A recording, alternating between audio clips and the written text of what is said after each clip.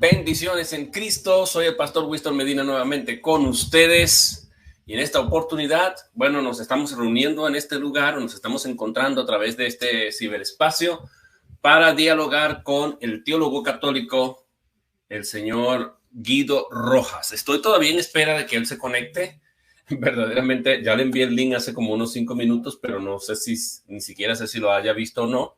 Déjenme confirmar.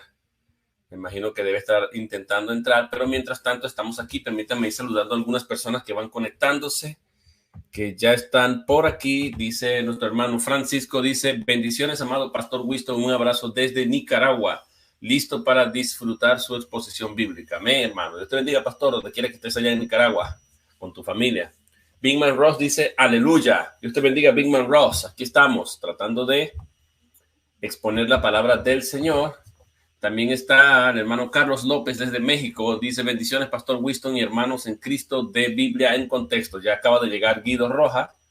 Ya vamos a leer la palabra, listo para ese diálogo con el teólogo católico. Aquí estamos. Martín dice, aquí esperando la exposición de ambos expositores. Bendiciones y solidaridad, gloria. Amén. Y Numas Grillalba, estamos listos. Buenas noches, hermanos, pastor Winston y Guido. Bendiciones. Aquí tenemos a nuestro amigo Guido. Ya estoy al aire, Guido. Tuve que arrancar.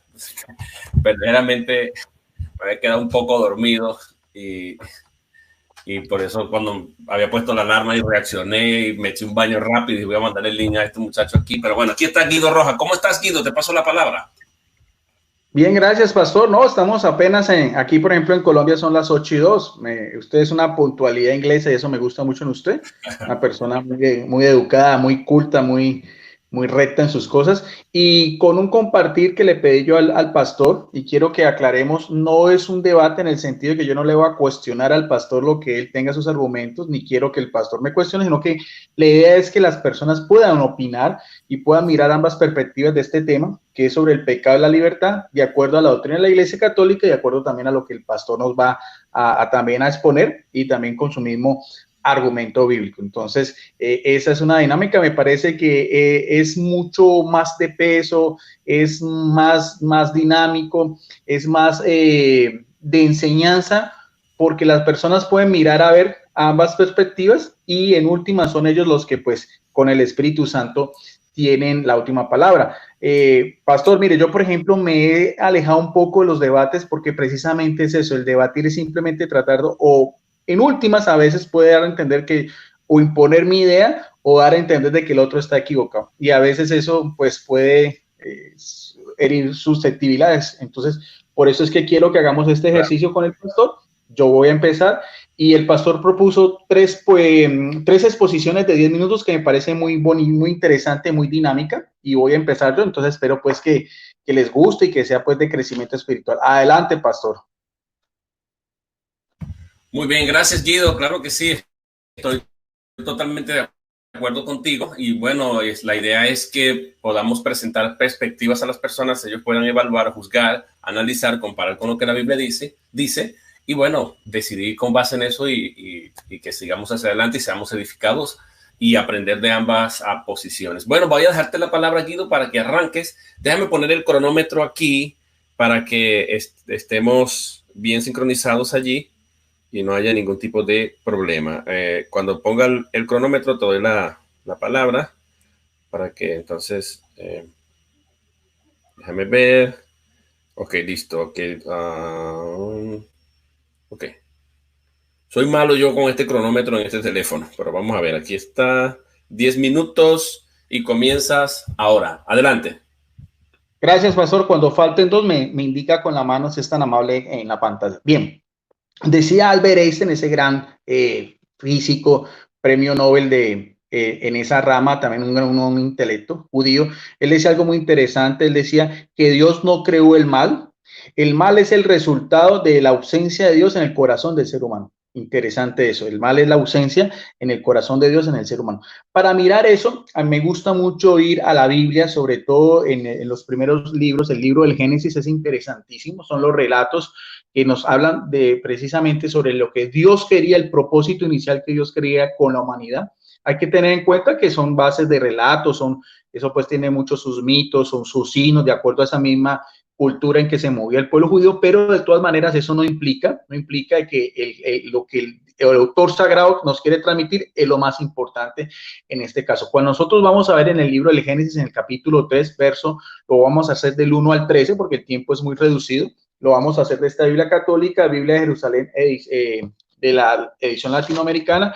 Dice la caída, dice la serpiente, muy importante porque la serpiente se está identificado con el demonio, y después también en Apocalipsis 2 dice la antigua serpiente, que es el diablo y Satanás. Entiéndase por diablo y Satanás lo mismo: el calumniador, el opresor, el contradictor, el que está en contra de Dios. Entonces nos dice aquí el primer personaje que va a pasar en escena es la serpiente, y nos da una característica que dice es astuta, y el término astuta en hebreo es arum, es un adjetivo con una connotación negativo, tiene varios significados, o sea, astuta, sagaz y perspicaz. Eso es muy importante porque nos va a indicar que este personaje tiene esas cualidades. De todos los animales del campo que Dios había hecho, o sea, de todos los animales, y eso va a entender que hasta el mismo demonio es creación de Dios, con una elección al mal, aunque su astucia, su perspicacia vienen de Dios, pero los utiliza para la perdición en el ser humano. Esa es la primera idea central que yo saco.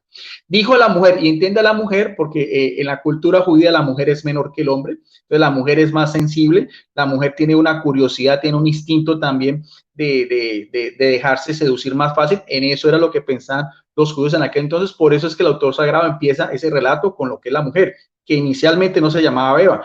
El título Eva viene después del pecado, y empieza a interrogar a la mujer. Le dice, ¿cómo es que Dios ha dicho no comáis de ninguno de los árboles del jardín? Empieza con un signo de interrogación, y ella responde que no debe haber respondido, porque aunque vivían en un estado de inocencia, de perfección, de santidad, de pureza, con la única que la mujer debía comunicarse era con Dios, en una relación directa con el Padre, perdón, con Adán. Debía solamente comunicarse con Adán, su esposo, en una relación directa con el Padre.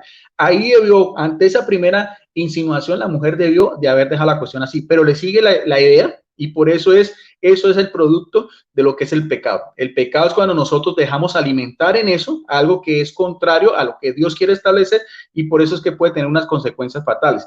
Respondió la mujer a la serpiente, ¿podemos comer del fruto de los árboles del jardín? En el sentido donde vivía en Edén, un jardín, lugar de delicias, más el fruto. Aquí viene una prohibición porque viene de Dios directamente, que está en medio del jardín.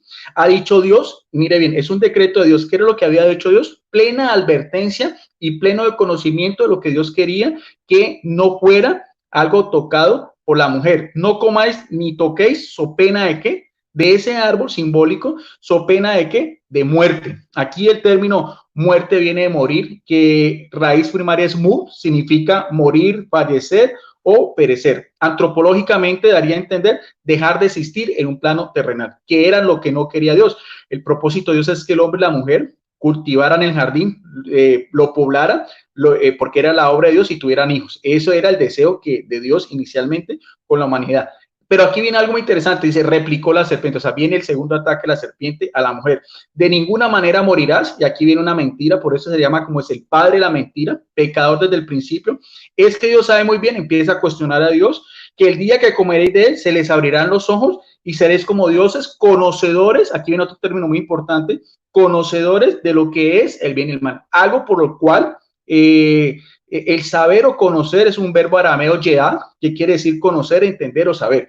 En este caso era algo que era oculto para el hombre porque era una propiedad de Dios. El conocer el bien y el mal no estaban los designios de Dios al primer hombre y a la primera mujer. Eso no era lo que Dios quería.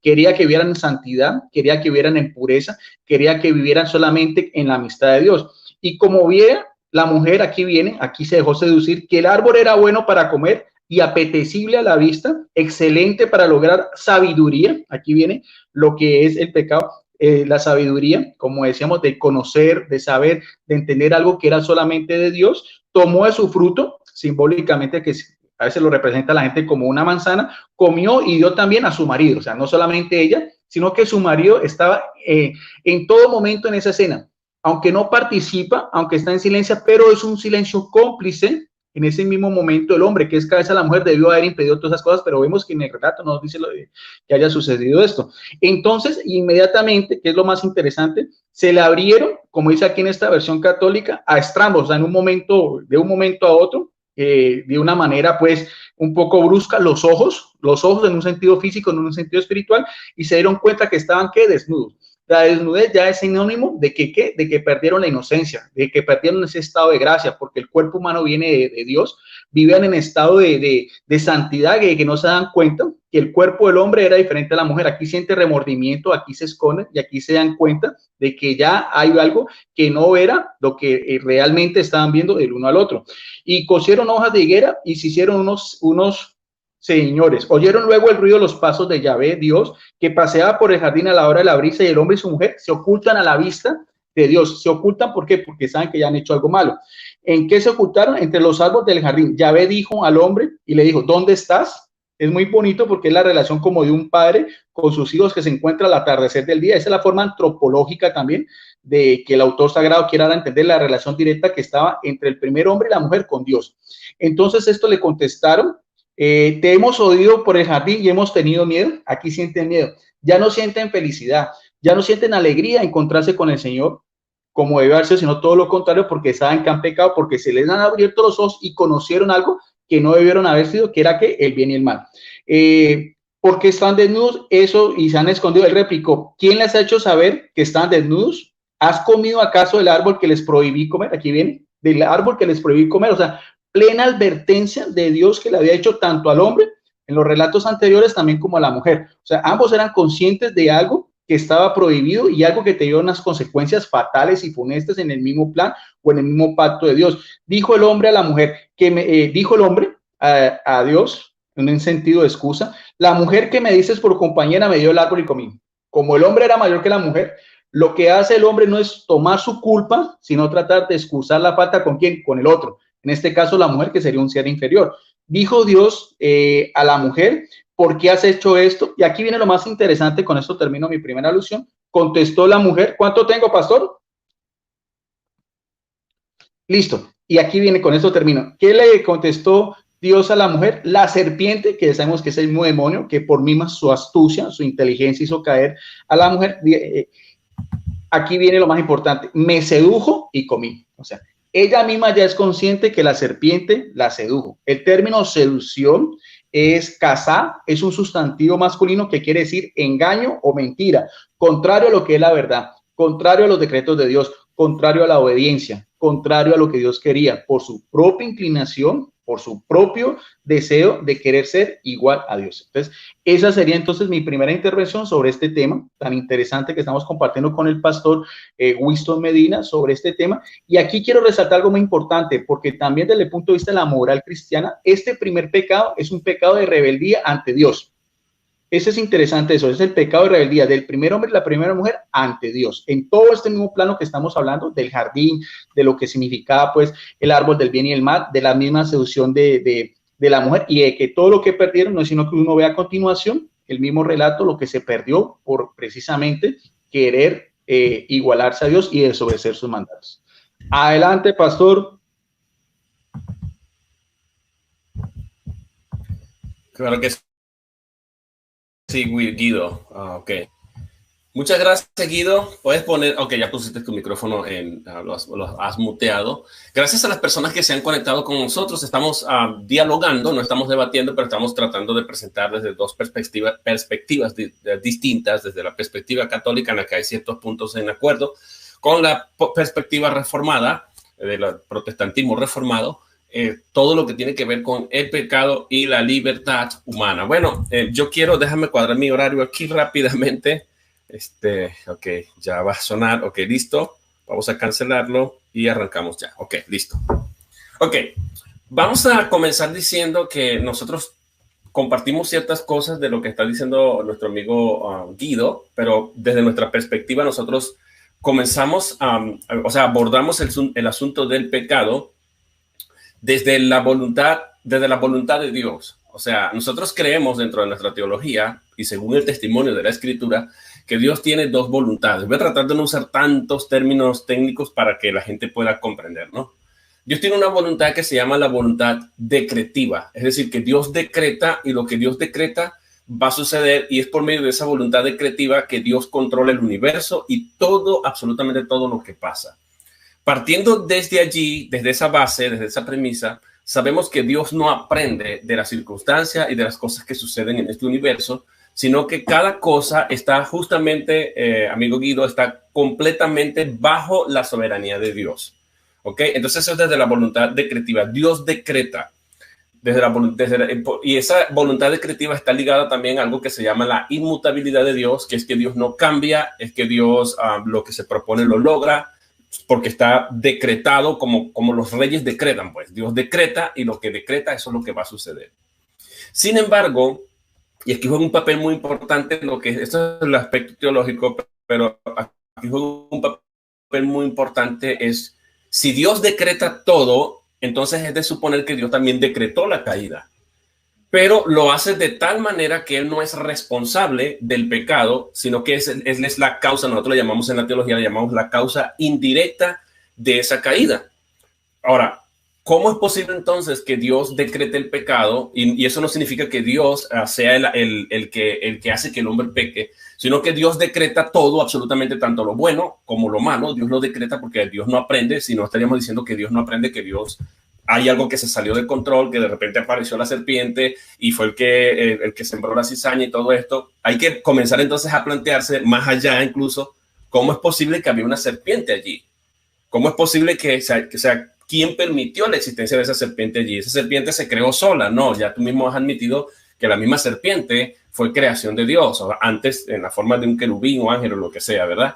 Entonces ya sabemos que hay un plan, un propósito magno desde la voluntad decretiva de Dios en todo, y además Dios hace al hombre y lo hace con un libre albedrío que se llama un libre albedrío neutral en la teología. ¿Qué significa eso? Que el hombre, aunque eso es bueno porque es creación de Dios, sin embargo puede inclinarse a cualquiera de las dos opciones, al bien o al mal.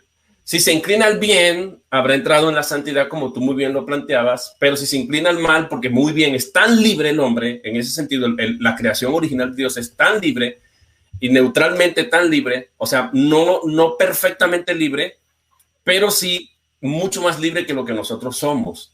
Entonces el hombre es tan libre, la primera creación, que puede inclinarse al bien o al mal. Entonces, si el hombre se inclina al mal, en eso que consiste el pecado. Pero hay que considerar ahora cómo es posible que Dios haya decretado la caída y cómo es posible que el hombre peque si Dios fue el que decretó la caída y Dios no sea el responsable sino el hombre. Eso lo vamos a ver a lo largo de toda la Biblia. Bueno, eso se puede responder, amigo Guido, desde lo que nosotros llamamos la otra voluntad de Dios, que es la voluntad declarativa de Dios.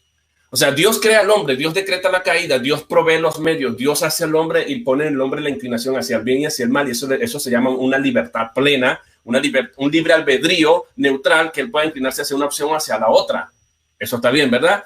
Pero aparte de hacer eso y Dios decretar, Dios provee los medios y provee un ambiente de tal manera, pone el árbol de la ciencia del bien y el mal, esos serían los medios, deja que la serpiente esté allí o que entre la serpiente, o por lo menos permite que esté ahí alrededor, y Dios provee todos los medios para que el hombre sea enteramente libre en ese sentido. Pero, ¿qué hace Dios? Dios sabe que él no quiere, porque Dios no puede pecar. Dios sería muy cruel y sería algo monstruoso que Dios entonces promueva el pecado, y eso no es lo que Dios está haciendo. Dios, ¿qué hace? Declara la voluntad a Adán y lo deja libre en ese estado de libertad neutral. Lo declara, y eso es lo que se conoce como la voluntad declarativa de Dios. Le dice a Adán, ok, de todos los árboles que ves aquí, podrás comer, pero excepto el árbol de la ciencia del bien y del mal. Entonces, al Dios decirle eso, y de una vez le da una consecuencia, porque el día que comieres, ahí mismo ya tú lo leíste, ese día morirán o dejarán de existir. Ya sea en un sentido físico, ya sabemos que llevó a la muerte física, pero también en un sentido espiritual. Creemos que ambas cosas suceden allí, aunque la muerte física fue consecuencia del pecado y es progresiva hasta llegar el envejecimiento, y la enfermedad y eventualmente la muerte física, ¿ok? Pero lo más terrible es la separación espiritual de Dios. Eso hacia allá apunta la escritura. Entonces, cuando Dios declara la voluntad al hombre, Dios le dice, yo quiero que ustedes hagan esto. Si ustedes hacen esto, viven, pero si no hacen esto, le entrega un solo mandamiento. Lo deja libre y con los medios provistos y deja que el hombre actúe libremente. Entonces Dios es la causa indirecta del pecado porque él provee los medios. Porque ¿qué tal si Dios crea al hombre, lo pone allí y no pone el árbol de la ciencia del bien y del mal? y Dios no le declara la voluntad al hombre, y Dios nada más programa a Adán y a Eva para que actúen conforme a su sola voluntad, entonces tendríamos a un hombre robot y a un Dios manipulador, un Dios que manipula. Entonces el hombre no sería enteramente libre. Por eso Dios tiene que jugar con las dos voluntades de él, como siempre lo hace a lo largo de toda la existencia de las cosas. Dios decreta la caída, Dios propone al hombre con esa inclinación hacia el bien y el mal, Dios provee los medios, en este caso el árbol de la ciencia y el bien, y permite que la serpiente de alguna manera esté allí, que también es parte de la creación de Dios, y le entrega al hombre el mandamiento para hacerlo consciente de las consecuencias, o la consecuencia, en este caso la muerte y separación eterna de Dios, en el eventual caso de que estas personas, o Adán y Eva, pequen o desobedezcan el único mandamiento que Dios le entregó. Fíjate que no consistía en 613 mandamientos como Israel, ¿no? Sino un solo mandamiento. Ahora, ese mandamiento va a generar en el hombre una curiosidad. Y la opción la va a tener la decisión de dos direcciones, hacia el bien o hacia el mal. Entonces Dios, por eso se llama voluntad declarativa, Dios le declara al hombre lo que él espera. Y Dios le dice al hombre de una manera con deseo, con buenas intenciones, que él quiere que viva. Pero deja al hombre a su merced. Y por eso en la teología reformada nosotros le llamamos que Dios le entregó al hombre un pacto que se llama el pacto de obras. Le entregó al hombre la posibilidad de que el hombre redimiera y se convirtiera en el Mesías federal de toda su descendencia, de toda la raza humana. Pero el hombre tan libre también podría hundir a toda su descendencia en algo que se conoce como la caída federal. El hombre al caer también morimos todos nosotros, y ese es el argumento de Pablo en 1 Corintios 5, que por un hombre entró el pecado al mundo y pasó la muerte a todos los hombres. Pero también por un hombre que es Cristo en representación federal pasa también la vida a muchos, y eso es lo que dice el contexto de la palabra de Dios. Ahora, ya me quedan 2 minutos, pero quiero aterrizar aquí. ¿Qué es lo que hace que el hombre peque? Lo que hace que el hombre peque no es la voluntad decretiva de Dios, y por eso Dios no es el autor del pecado, sino la causa indirecta del pecado. Entonces, ¿qué es lo que hace que el hombre peque? Lo que hace que el hombre peque, Guido, y no estoy trayendo nada, esta es la parte teológica nada más, para que no sé si me logras seguir. Lo que hace que el hombre peque es justamente que el hombre tiene el conocimiento de la verdad.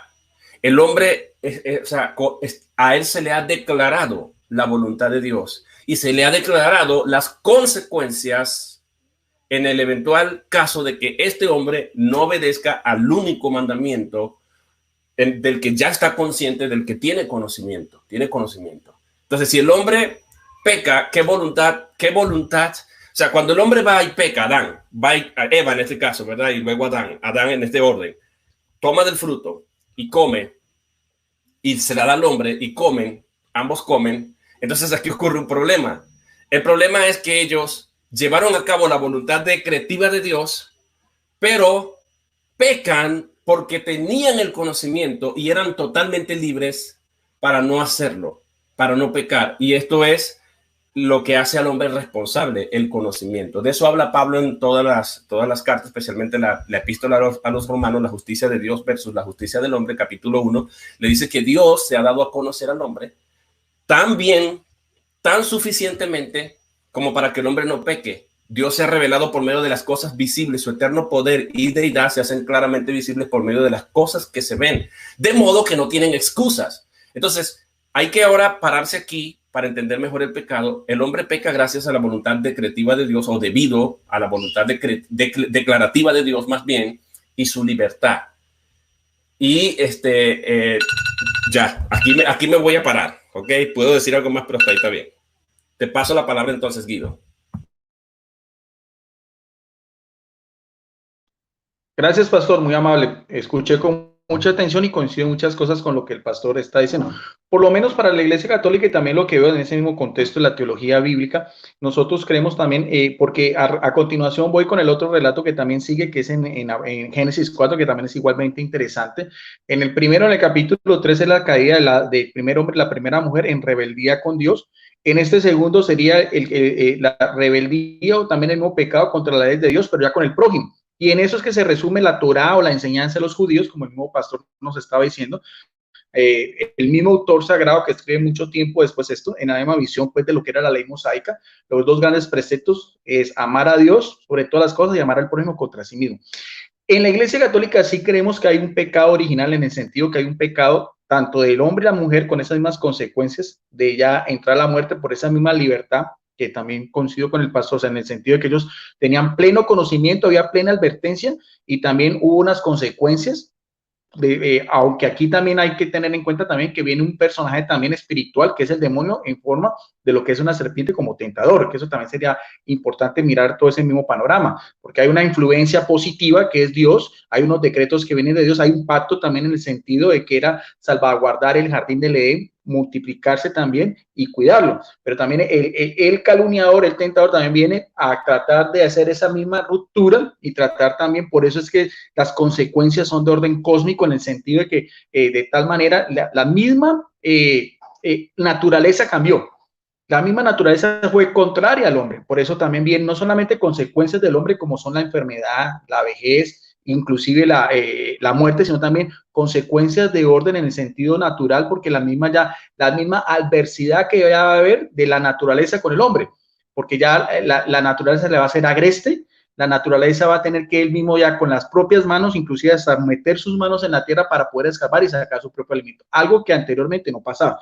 Por eso es que es tan importante ese tratado de lo que es la salvación y esa misma teología del pecado desde otras perspectivas. Ahora, en el relato de Génesis 4 también viene algo muy interesante porque es ese mismo ambiente de antropomorfismo, entiéndase por antropomorfismo, una forma literal en el que el autor ve a Dios como un padre con sus hijos. Tal vez lo mismo que veíamos de Adán y Eva, pero aquí interesante porque son el fruto ya después de los dos hijos que tuvieron Adán y Eva, que son Caín, el mayor, el primogénito, y Abel, pero que también ya heredaron esas mismas consecuencias porque ya salen del jardín, ya tienen conocimiento del bien y el mal y también tienen una inclinación también a hacer el mal, pero que eso también es selectivo de acuerdo a lo que cada uno pueda disponer en su corazón. Por eso dice, conoció el hombre a Eva, su mujer, y concibió Dios a Caín, que era el primogénito, y le dijo, he adquirido un varón con el favor de Yahvé. Y aquí vemos otra vez lo que es el linaje, lo que son los hombres, porque no nos habla de mujeres, no es que no hayan tenido, sino que en el sentido de que para la sociedad judía era un patriarcal, una visión patriarcal. Volvió a dar a luz, ahí tuvo a Abel, pero el primero era Caín, y aquí es muy importante porque la primogenitura también juega un papel importante, se espera el primogénito mucho más de lo que es un hijo menor, pero aquí son los papeles contrarios. El primogénito es el que se obedece y el segundo, el hijo, es todo lo contrario. Fue Abel pastor de ovejas, aquí nos dicen las dos funciones, y Caín fue labrador. Las dos formas como el hombre de aquel entonces veía, el uno, pastor, de acuerdo a ese mismo, la misma idiosincrasia de los judíos. Acordemos que Abraham también era un pastor y también Caín era un labrador. Lo mismo que había hecho Adán en el jardín, pero sin ningún tipo de fatiga. Pasó algún tiempo y Caín hizo ya una ofrenda. Aquí vienen de dos ofrendas. Él dio frutos del suelo y también, perdón, Abel hizo una ofrenda de los primogénitos, muy importante eso, de los rebaños, porque aquí viene también la progenitura de los rebaños que son consagrados a Dios con la misma alianza de Abraham. Y de la gracia de los mismos. Yahvé miró propicio, y vemos bien, no nos dice por qué el autor sagrado, dice por qué Dios miró con buenos ojos la ofrenda de Abel, pues, que era el primogénito, la oveja, la primera, y debió haber sido también la más pura, la más sana, mientras que el otro, Caín, dio sus frutos. Puede ser, y algunos piensan que fueron los frutos más podridos o los frutos más maduros o frutos que realmente no estaban en las condiciones adecuadas por las cuales Dios miró que esa ofrenda no era agradable. Lo importante del caso es lo que viene a continuación, lo que le dice Dios, y advierte también a Caín, porque no vio con buenos ojos a Caín, dice, más no miró propicio a Caín sus ofrendas. ¿Por qué? No nos dice el autor sagrado, pero podemos especular. Por lo cual se irritó Caín, aquí viene, en vez de sentir eso como algo que pueda cambiar en su forma de ser, de tener una actitud contraria, no, todo lo contrario, por su propia voluntad se irrita, por su propia voluntad se siente molesto y abatido en su rostro. Ya le dijo a Caín, muy importante lo que le dice a Caín, ¿por qué andas irritado? ¿Por qué estás abatido en tu rostro? Mire, ven, como el padre hablándole a su hijo en una forma de corrección fraterna, amorosa, no de forma de castigo, de opresión, todo lo contrario, respetando la misma voluntad y la libertad, en este caso de Caín. No es cierto que la obra bien podrías hacerlo, mas si no obras bien, o sea, si no estás haciendo el bien, a la puerta está el pecado. Aquí viene muy importante porque aquí el término pecado es hatá, es un sustantivo femenino, significa ofensa, transgresión o culpa. Provoca aflicción a Dios por la misma rebeldía del hombre. O sea, Dios le provocó esa aflicción porque le estaba advirtiendo a Caín que su fruto no era agradable a Dios. Y con ese pecado viene algo muy importante: acecha como fiera en lo que te va a ver la codicia. O sea, con el pecado también viene algo muy unido, que es la propia codicia. En este caso es un sustantivo femenino. Teshucuá quiere decir codicia, deseo, anhelo, consentimiento. Hay una advertencia a Caín de parte de Dios que ese pecado que va a alojar, si va en ese pecado, si él lo va a dejar anidar, esa misma codicia lo va a hacer que se desvíe del camino. Y de quien tiene que dominar, o sea, si a Caín se deja dominar por esa codicia, que viene ese pecado, porque está haciendo, obrando mal, ya los resultados de lo mismo va a ser de Caín, no Dios que le está advirtiendo. Aquí viene importante porque no nos dice inmediatamente cuál fue la reacción de Caín. Caín dijo a su hermano Abel, y cambia aquí el escenario, ya el diálogo no es con el padre, sino que viene ya una relación con Caín, y vemos también cómo Abel es todo lo contrario, vamos afuera y mire, obedece a su hermano mayor. Y cuando estaba al campo se lanzó Caín contra su hermano Abel y ¿qué? Y lo mató, o sea, le extinguió la vida. Algo que también venía de Dios, porque viene solamente en los decretos de Dios. Pecado contra el mandamiento no matar. Ahora, Yahvé, cuando se da cuenta, le dijo a Caín: ¿dónde está tu hermano Abel? Mire, como si no supiera lo mismo que le interroga al hombre, a la mujer: ¿por qué se esconden? ¿Por qué se dan cuenta que están desnudos? Esa misma relación otra vez que tenía el pueblo judío con Dios, como el padre con sus hijos. Contestó Caín de una forma soberbia, y esto es importante, me parece muy interesante: ¿soy yo acaso el guardián de mi hermano? O sea, mire bien la forma despectiva, la propia forma soberbia, porque ya había entrado la codicia en él, la forma como le contesta a Dios, tratando de ocultar su crimen y tratando de no reconocer su falta. Pero Dios replicó de la siguiente manera: ¿qué has hecho? Se oyó la sangre de su hermano clamar hasta el suelo. Aquí es importante eso, porque nos muestra también una forma antropológica, antropológicamente hablando, cómo Dios también le advierte a Caín que su fruto no era agradable, que podía cambiar su actitud, que antes, por el contrario, la posición de Abel sí era justa. Y también es tan importante Abel que inclusive está en el mismo libro Los Hebreos, ya en la Nueva Alianza, si nosotros vamos al libro Los Hebreos, en el capítulo 11, verso 4, nos dice que Abel es el justo, es el santo, cuya sangre también clama justicia, y como tal es, por así decirlo, el primer mártir o el primer testigo de lo que Dios quiere en el hombre. ¿Cuánto tengo, pastor? Bien, entonces ese segundo relato es muy interesante porque, como decíamos yo, ahí resumimos las dos mismas visiones de la ley de Dios. En el primer decreto, lo que Dios había establecido al hombre y a la primera mujer. Se rebelan contra el primer mandamiento, algo que es establecido por Dios: no comer de ese fruto simbólico del árbol del bien y mal. En este otro relato, que también es complementario, vemos también las consecuencias, pero ya de los hijos que nacen ya en la desobediencia, de los hijos que nacen en el pecado, de los hijos que si vienen ya con dolor de la mujer al parir, y el propio Adán de tener que también trabajar la tierra para sacar su sustento. Pero vemos también que a pesar de eso, en esa misma condición de pecado, uno es bueno y el otro es malo. ¿Por qué? Nos dice la Biblia, por lo menos lo vemos así, de que es por la elección de ambos. Tan es así que si aún Caín que estaba haciendo lo malo, Dios le advierte y trata de que cambie su corazón, pero en su corazón entra la codicia, entra el pecado, y la consecuencia del pecado y la codicia es la muerte de su hermano, que ya es una consecuencia mayor, porque ya va en contra también de otro mandamiento, ya contra el prójimo, que es: no matarás. Entonces, ese relato también es interesante, también lo podemos ver desde ese punto de vista, de acuerdo a lo que la misma teología católica y el mismo antropomorfismo bíblico ve, de acuerdo a lo que nosotros pues pensamos y profesamos. Bien, entonces también le damos paso ya que el pastor Winston Medina también dé su segunda intervención. Adelante, pastor.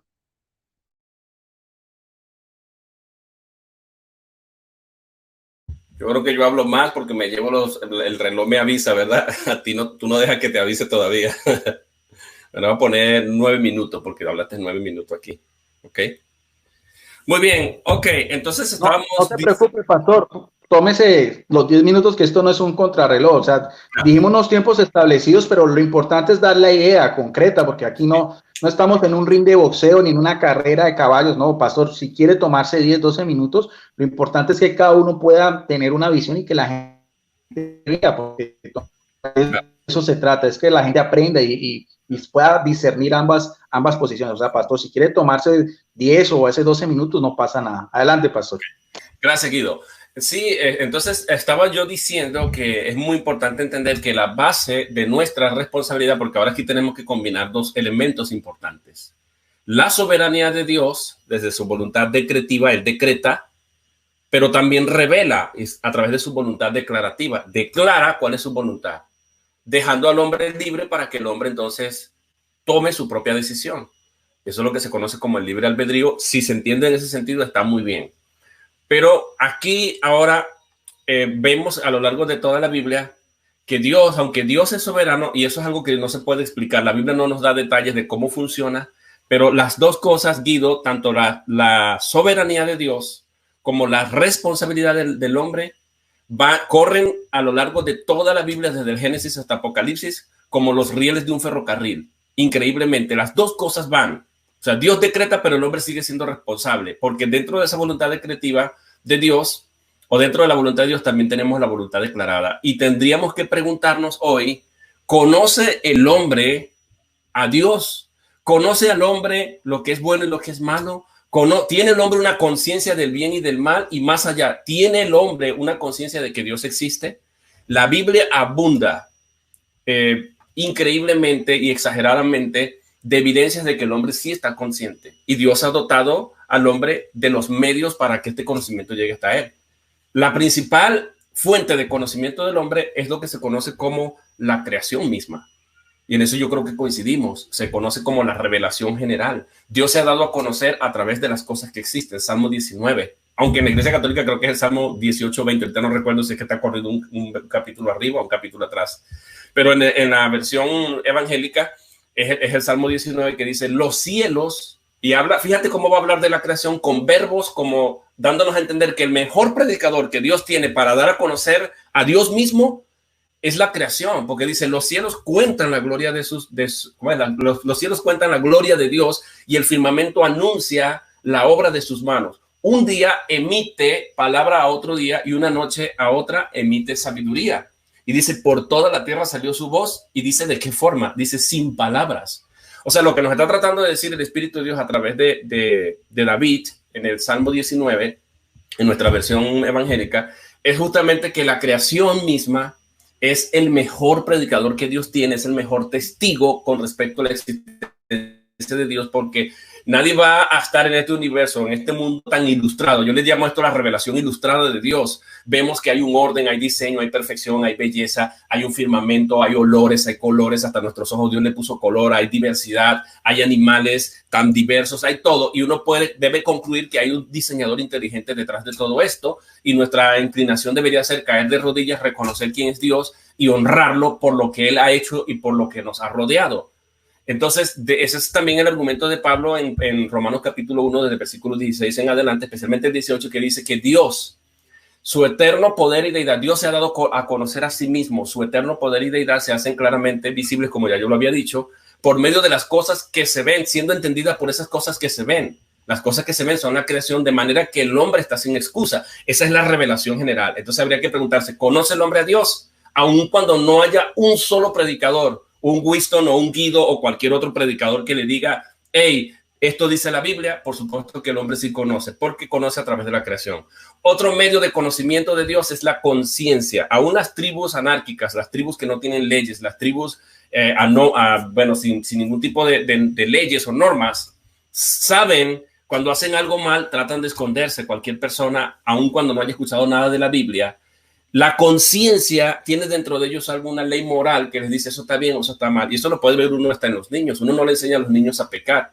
Pero cuando un niño, por ejemplo, yo tengo un niño de 3 años ahora, pero antes, cuando tenía 1 año, él hacía algo y la tendencia era salir a esconderse, aún que uno aún ni siquiera se diera cuenta que había hecho algo malo.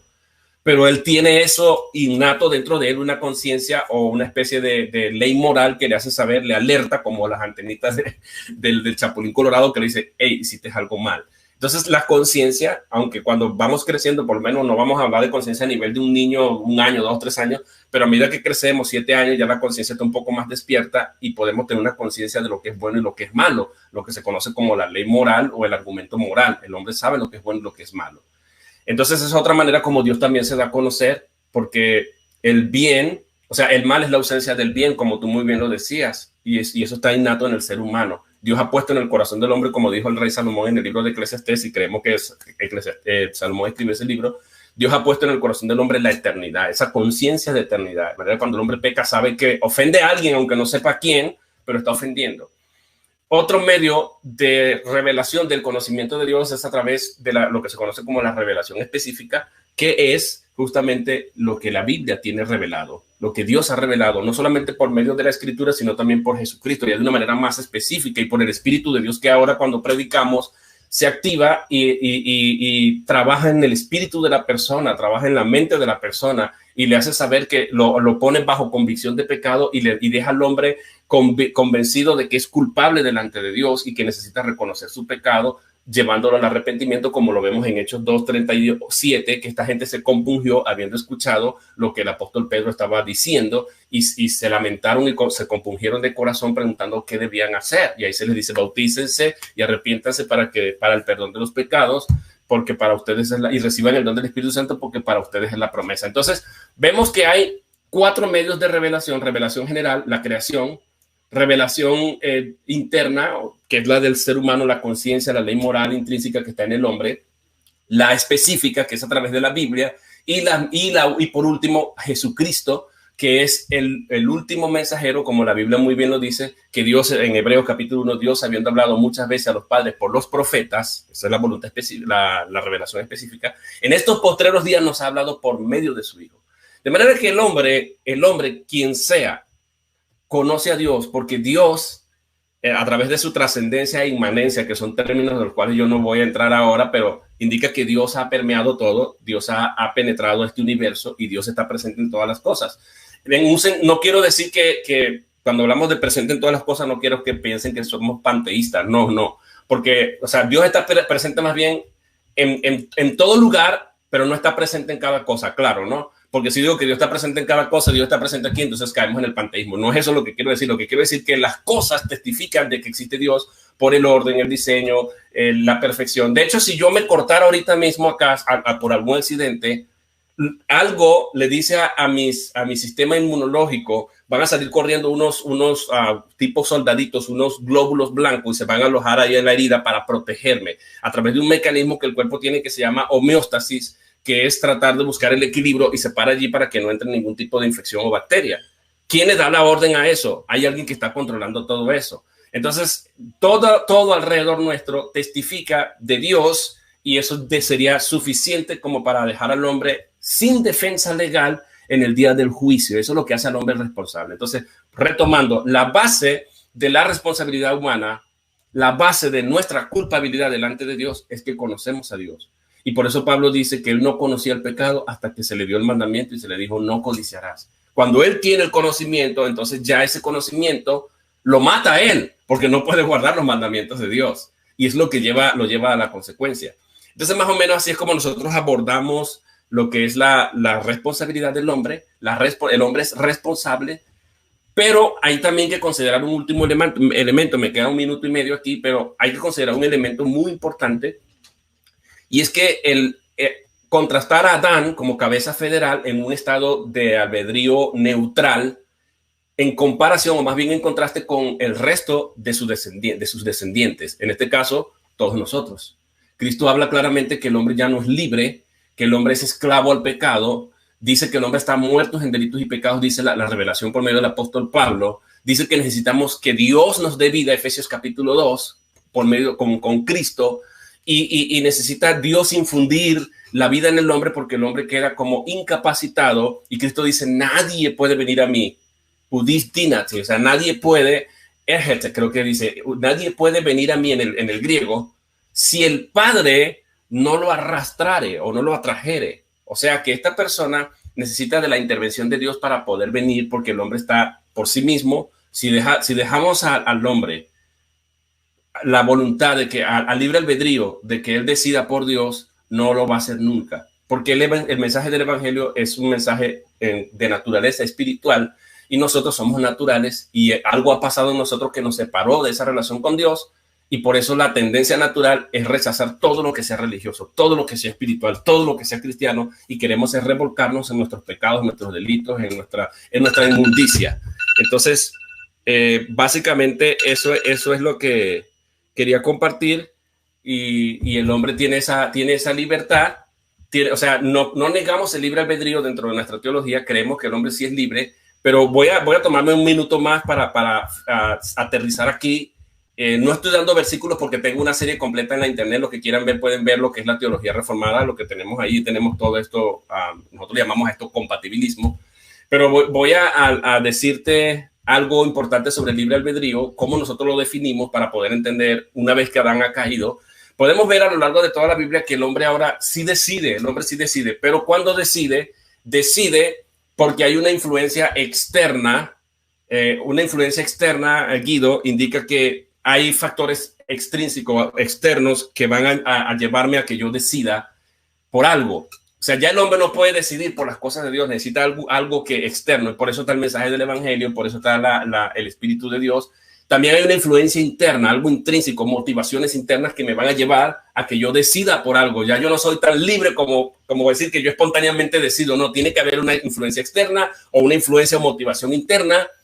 No es espontáneo y siempre resulta de un motivo, una razón o una causa que me lleve a mí a decidir. Y por eso necesitamos la asistencia del Espíritu de Dios, que nos convenza de pecado, justicia y juicio.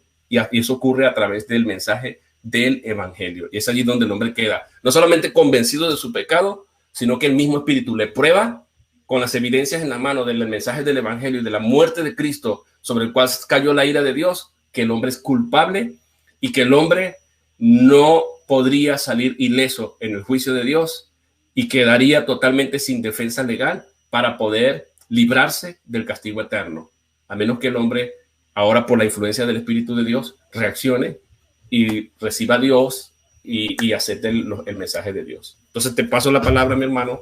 Adelante.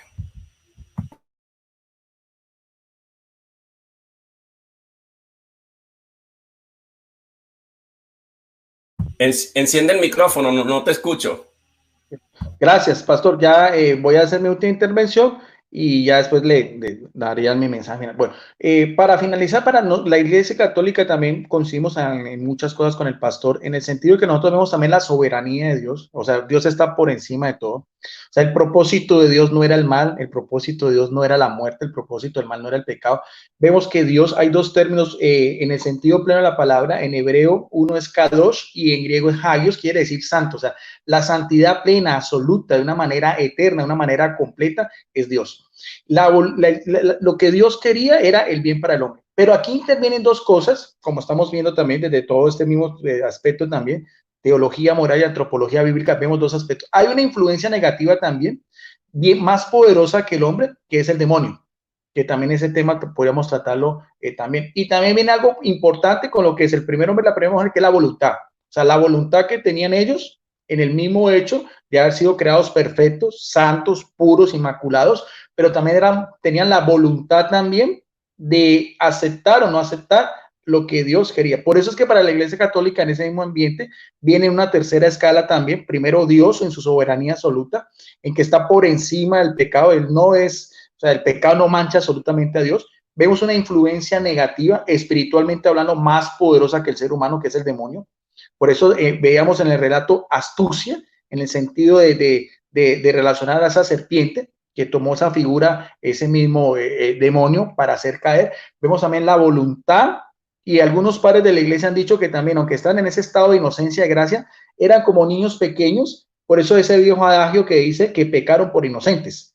Pero también es importante porque en el relato nos da una advertencia, porque también no podemos ver la justicia de Dios, porque no hemos visto la justicia de Dios, lo que pasó después, la consecuencia tanto, como decíamos, de lo que vino con el pecado, que fue la mujer parir con dolor y someterse al hombre, y el hombre trabajar con el sudor de la frente, la tierra para sacar su alimento y también morir, porque en polvo eres, en polvo vas a convertir. Esa es también la sentencia también de Dios, el castigo, que sería otro tema también complementario. También faltaría hablar sobre lo que es la salvación también, porque eso también sería importante. Pero quiero aclarar también, porque en el mismo libro del Génesis también nos dice también algo importante de que lo que sucedió después de la caída del hombre, que para nosotros en la Iglesia Católica también lo vemos como el libre albedrío, que fue, o sea, ganaron algo el hombre y la primera mujer, que es conocer el bien y el mal. ¿Qué perdieron? La amistad, la gracia, la inmortalidad, el estar en esa armonía con Dios y el Edén, que quiere decir lo mismo que paraíso, un jardín de delicias, un parque hermoso, frondoso, y con todo lo que decimos, como el pastor también nos dice, con frutos de todos los que quisiera.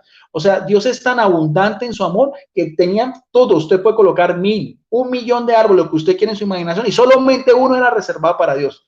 El árbol del conocimiento del bien y mal, porque era algo que Dios no quería, porque tenía consecuencias en el ser humano. Y por eso es que nosotros vemos en Génesis capítulo 3, en el verso 22, lo que dice Dios hablando en comunidad. Nosotros creemos que es la Trinidad con el Hijo y el Espíritu Santo, en el sentido pleno de la palabra. Los unitarios dicen que está hablando con los ángeles, pero bueno, en el versículo 22 dice del mismo Génesis 3, y dijo Yahvé Dios en su propia soberanía, resulta que el hombre, o sea, el primer ser humano, que se llama Is en hebreo e Isa para la mujer, ha venido a ser como uno de nosotros. ¿En cuanto a qué? En cuanto a conocer el bien y el mal. Y eso era algo que era solamente producto de Dios. Ahora, había una plena advertencia, sí, si nosotros vamos a ver, nos devolvemos en el mismo capítulo 3, en el verso 5, la forma como la serpiente seduce, porque dice, lo que le dice a la mujer, es que Dios sabe muy bien que el día que comiera se les abrirán los ojos y seréis como Dios. ¿En cuanto a qué? En cuanto a conocer el bien y el mal. Esa era una verdad a medias del demonio. ¿Cuál es la mentira? ¿Cuál es la zancadilla? ¿Qué consecuencia de eso es la muerte? Eso no lo dice el demonio. Por eso es que este es tan interesante. Podemos quedar horas hablando con el pastor Winston Medina sobre este tema. Sobre todo me gusta mucho el capítulo 3 de Génesis. Es para mí de los textos que usted le puede sacar una riqueza espiritual de una manera plena. Ahora, nosotros creemos, y como vimos, que ahí se violó el primer mandamiento de la rebeldía contra Dios, y que como veíamos en el propio capítulo 4 de Caín y Abel, viene ya otro pecado ya en cuanto a la relación del prójimo, que es el de no matar. Tan es así que vemos que en la lista de los mandamientos, después del precepto que tiene promesa honrar a padre y madre, el que sigue a continuación es no matar, en el sentido pleno de la palabra, que va en contra de la ley de Dios, que es la vida. Por eso es que nosotros también creemos un pasaje que también es muy importante para la Iglesia Católica, ya neotestamentario, epístola de Santiago, capítulo 1, verso del 12 al 14, y esto ya incluye a todos los que tenemos la misma condición adánica, o sea, los que como Caín y Abel tenemos ya esa misma inclinación al mal, porque vemos también el pecado grave que cometió Caín, de siendo el primogénito de matar a su hermano solamente porque hacía las ofrendas agradables a Dios. Por eso es que en el mismo, decíamos también, en el Nuevo Testamentario, que se le llama como el justo Abel. Y antropológicamente también hay una relación muy directa. A Jesucristo también se le relaciona también, no solamente como el nuevo Adán, sino también el sacrificio de Abel también es una relación muy directa, también en todo lo que es toda esa teología bíblica también, de todo lo que son los mismos personajes que son prefiguras de Jesucristo, también Abel ocupa un lugar muy importante. Dice también Dios, feliz el hombre, mire bien, o sea, feliz, el que soporta la prueba. Aquí en Biblia católica, en otras aparece el término pecado, prueba o tentación, en griego es dokimos, que ese sí, ¿qué quiere entender? El que resiste, el que no se deja vencer, el que persevera. ¿Qué tiene eso como consecuencia? Si supera usted la prueba, tiene la aprobación de Dios. Es lo que nos está dando a entender aquí, exegéticamente hablando, Santiago. Porque supera la prueba, recibirá, si usted supera esa prueba, porque van a haber pruebas, fruto del pecado, fruto de la misma condición adánica, va a recibir ¿qué? Una corona de vida que ha prometido el Señor a los que lo aman. En un sentido, nosotros creemos que es un sentido universal, es un llamado universal, es una redención universal.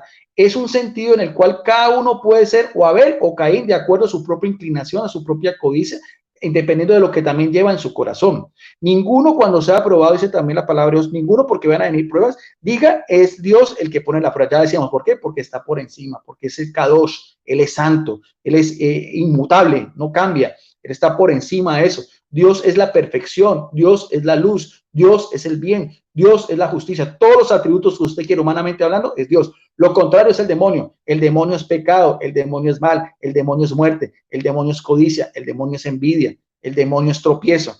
Pero el que soporte esa prueba, dice Dios, si ha probado por el, dice, Dios ni es probado por el mal, ni prueba a nadie. Aquí damos lo de la soberanía de Dios, sino que cada uno de nosotros, por nuestra propia condición adánica, es probado y arrastrado, si nos dejamos llevar, y seducidos. Y aquí viene también el término seducción, que lo veíamos también anteriormente, la misma seducción, pecado, ¿ve? Por su propia concupiscencia. Después de la concupiscencia, cuando ha concebido, da a luz el pecado, y el pecado a la vez lleva a la muerte. Aquí viene también una misma escala.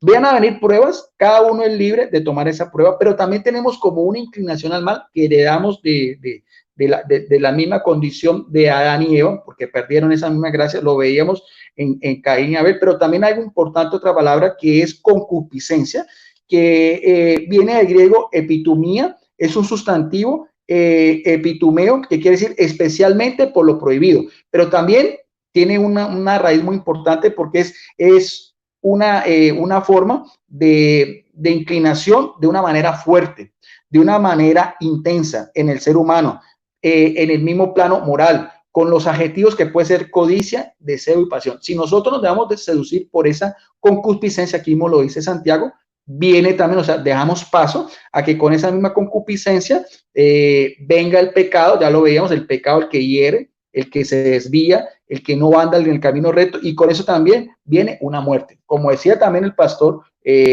Winston Medina, una muerte no solo en el sentido también material, sino también un sentido espiritual, en este caso ya una trascendencia, una muerte eterna en el sentido de no gozar de la presencia, de la visión beatífica de Dios. Bueno, con eso entonces termino, porque de todas maneras este es un compartir muy ameno, muy interesante, se nos va el tiempo corriendo y cada uno puede analizar, mirar las mismas perspectivas desde la palabra de Dios, porque pensamos también que nosotros esto es fuente primaria, libro inspirado por el Espíritu Santo, pero también con la misma libertad que tiene la Iglesia Católica, en este caso también la Iglesia Bautista, de interpretar estos textos y darlos a conocer de esta manera, como lo estamos haciendo con el pastor Winston Medina, de una manera culta, de una manera elevada, como debe hacer un compartir entre cristianos. Adelante, pastor Winston.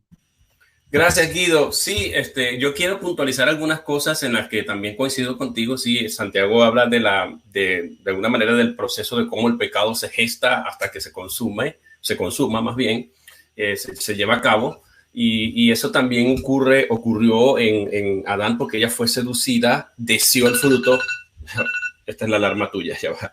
Ok, deseó el fruto y justamente participó de esto y cayó y pecó.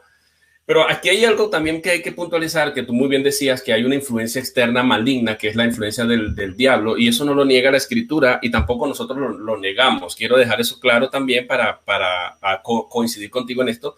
De hecho, cuando uno va a la Biblia en 1 Corintios 4:4, la Biblia dice que el Dios de este siglo, fíjate, en los cuales el Dios de este siglo ha enceguecido o ha cegado el entendimiento de los incrédulos para que no vean el resplandor del evangelio de la gloria de Cristo, que es la imagen de Dios. O sea, tenemos un enemigo que trata de perturbar, que enceguece y que trata esa es 2 Corintios 4:4, trata de evitar que el hombre se acerque a Dios de alguna manera. O sea, hay una influencia. Pero a pesar de eso, el hombre no puede llegar ante Dios, que eso es lo que la gente muchas veces no entiende con el caso de Judas. Alguna gente que cree que Judas sí se salvó, ¿verdad? Pero él dice, no, pero es que todo estaba profetizado, todo estaba ya dicho por Dios, todo estaba decretado por Dios, así que cuando Judas entregó a Cristo, entonces Judas no es responsable, porque además dice que Satanás entró en él, entonces él actuó no por voluntad propia, el hombre actuó como si fuese un robot del diablo, y eso es falso. ¿Por qué? Porque si le quitamos la responsabilidad a Judas, le tenemos que quitar la responsabilidad a Pilato, a los soldados romanos, a Herodes, que también estaba decretado por Dios que por la mano del Señor entregaran al Señor. Pero también tenemos que reconocer que estaban bajo la influencia del diablo. ¿Cómo sabemos que el hombre, a pesar de que esté bajo influencia del diablo, es responsable? Mira lo que dice Efesios capítulo 2. Efesios capítulo 2, ya estoy un poco argumentando con la misma escritura, dice, y Él nos dio vida, o sea, necesitábamos vida porque estábamos muertos. Él nos dio vida a nosotros cuando estábamos muertos en delitos y pecados. Dice, en los cuales anduvisteis en otro tiempo, delitos y pecados, ¿verdad? Siguiendo ¿qué? La corriente de este mundo, y fíjate, ¿conforme a qué? Conforme al príncipe de la potestad del aire, el espíritu que ahora opera en los hijos de desobediencia. Entonces, entre los cuales también todos nosotros vivimos en otro tiempo en los deseos de nuestra carne, haciendo la voluntad de la carne y de los pensamientos, y éramos por naturaleza hijos de ira, lo mismo que los demás. O sea, aquí nosotros si agarramos este texto o agarramos el caso de Judas, decimos, no, Judas queda exonerado porque Judas estaba bajo la influencia de Satanás cuando entregó al Señor. Pero aquí dice que todos nosotros éramos también hijos de ira y actuamos de la misma manera, operando bajo el príncipe de las tinieblas, el espíritu que ahora opera en los hijos de desobediencia. Y ellos están bajo la influencia de Satanás también. Él enceguece, él actúa, él entorpece la obra y él altera la voluntad del hombre para que el hombre haga y siga la corriente de este mundo. Le ofrece una serie de estereotipos atractivos y todo, y el hombre es arrastrado. Pero no por eso, como digo, no por eso el hombre pierde su responsabilidad diciendo, no, es que no era culpa mía, es culpa de la serpiente, que fue la actitud. Y aquí caigo yo ahora con el tema de la actitud. A veces el problema no es tanto el pecado en sí, sino la actitud que asumamos frente a ella. En el caso de Adán, cuando Dios lo llama, y aquí uno puede ver el acto de misericordia de Dios, uno puede darse cuenta en el relato que tú estás diciendo del Génesis, creo que en el capítulo 3, que Dios aparece, cuando ellos, la tendencia, se vieron desnudos y se diseñaron sus propios delantales de hoja y se escondieron, y Dios los busca, pero es interesante, Guido, que Dios pregunta, Adán, ¿dónde estás? La pregunta es, ¿acaso Dios no era omnisciente y omnipresente y Dios no podía haberlo sorprendido donde ellos estaban y llegarle allí y decirle, ¿ustedes qué se esconden si de mí nadie se puede esconder? De mí nadie se puede esconder porque yo soy omnipresente y yo lo sé todo, ya yo sé que ustedes pecaron. Pero esa pregunta tiene el contenido de la gracia y de la misericordia.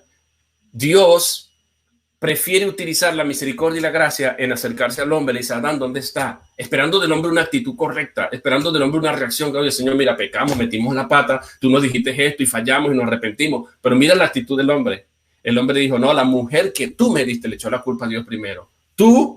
Se te ocurrió la brillante idea de darme una mujer.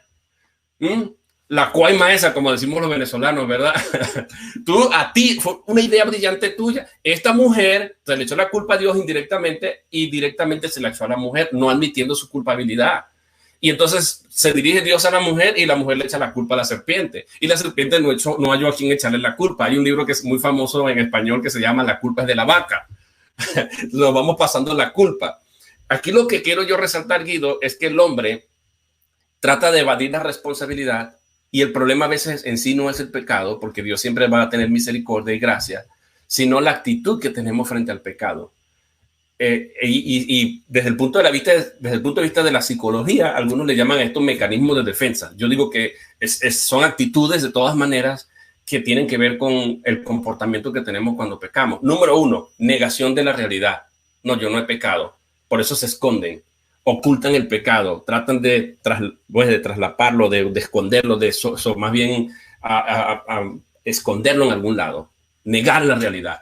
Segundo mecanismo de esto es lo que se llama la transacción. Es decir, la transacción es ver el pecado como si fuese un asunto bancario.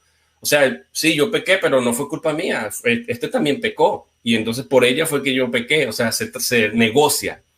A veces la compensación es la tercera actitud frente al pecado, y es cuando decimos, por ejemplo, ok, mira, lo que pasa es que sí, ahí es cuando ya se nos presentan evidencias y se nos declara culpables y ya sabemos que no podemos esconder más el pecado y decimos, bueno, mira, ciertamente yo pequé, pero es un pecado frente a 99 cosas buenas que yo he hecho.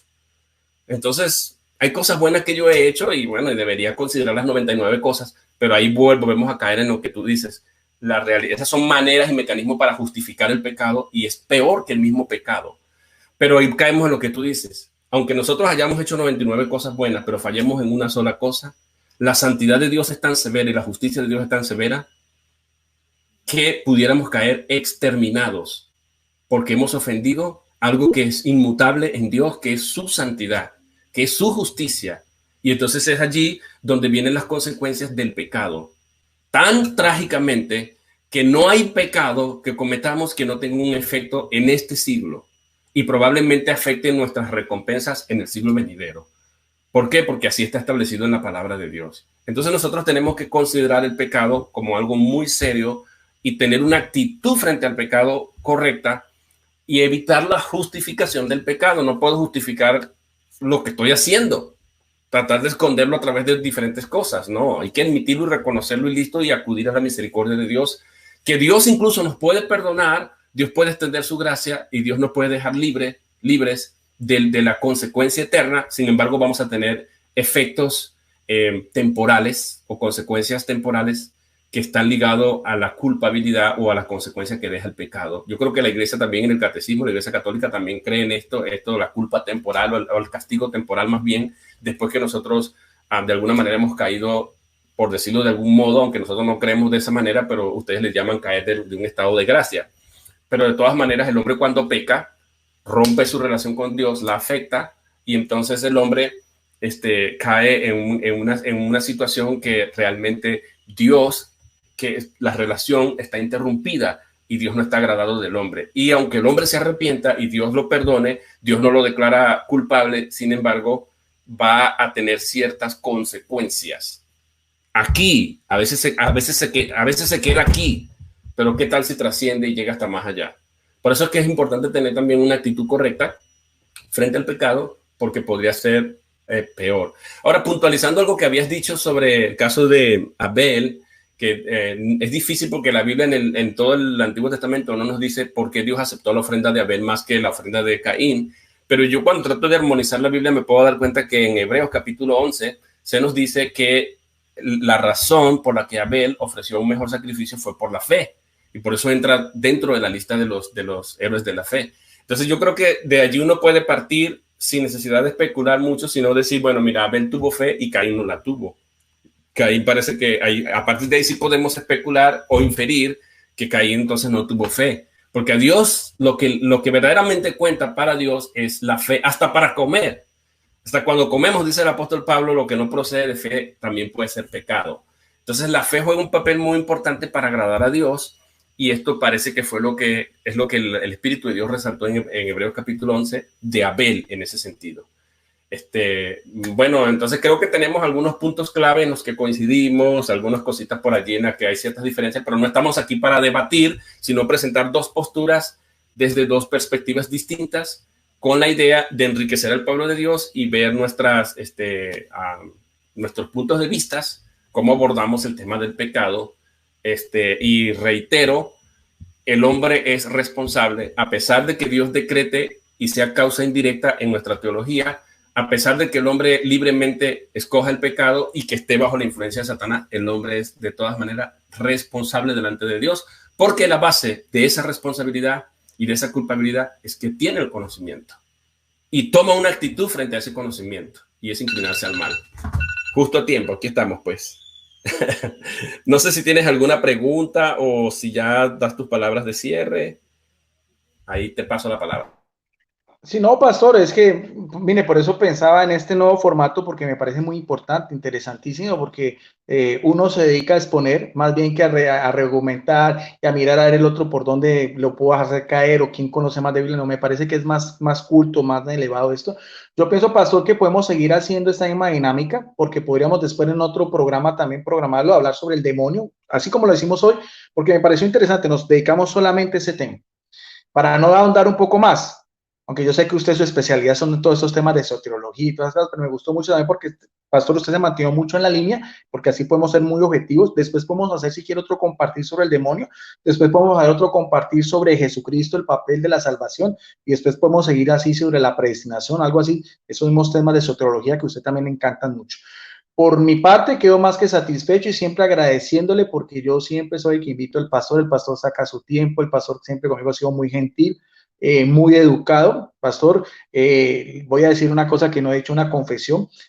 Había gente que me decía, no, con el pastor no se meta porque el pastor tiene fama que después habla mal de las personas, después empieza a refutar, y mire que el pastor ha sido todo un caballero con mi persona. Hemos podido exponer, ya creo que hemos hecho 4 o 5 compartir en el mejor de los ambientes. Empezamos, terminamos como amigos, también como hermanos en Cristo Jesús, y eso para mí pues es un honor que el pastor hace en referencia pues a mi persona, y por eso es que me siento muy a gusto venir aquí al canal del pastor y seguir compartiendo estas ideas. No siendo más por el momento, pastor, después nos ponemos de acuerdo. Yo me despido en el nombre de Jesucristo desde la ciudad de Palmira, en el Valle del Cauca, Colombia. Bendiciones para usted, pastor, y bendiciones también para toda su audiencia. Adelante, pastor. Gracias, Guido. Claro que sí. Cuando estamos metidos en este campo de la apologética, vamos con todo, ¿verdad? Y por eso la gente a veces se agarra de las partes, pero no ven el problema de fondo. Pero de todas maneras, yo también he disfrutado tus intervenciones conmigo y aquí estamos abiertos. Amo mucho la teología, no solamente la soteriología, sino todo lo que tenga que ver con la Biblia. Y muchas gracias por tu invitación y cuando quieras continuar con el próximo tema, ahí me lo haces saber y sacamos un tiempito y le damos, mi hermano. Gracias a todos ustedes por participar. También te dice por aquí el hermano Pedro Reyes, dice mi respeto para Guido. Por cierto, les voy a pedir a mi audiencia que se suscriban al canal de nuestro hermano Pedro Reyes. Ha sido una persona que nos ha estado apoyando mucho moralmente, nos ha estado respaldando. Invito a mi audiencia que vaya al canal del hermano Pedro Reyes y se suscriba, y no sé si tú tienes también un canal que quieras decirle a ellos para que te visiten, vean cuál es tu contenido. Tú tienes muchos diálogos así de respeto y es algo que se valora mucho en cuanto a lo que es la teología, hermano. Sí, gracias, pastor. Sí, mi canal se llama Teólogo Guido Rojas, así de sencillo en YouTube también. Sí, como decía el pastor, tengo algunos estudios personales y también algunos compartir.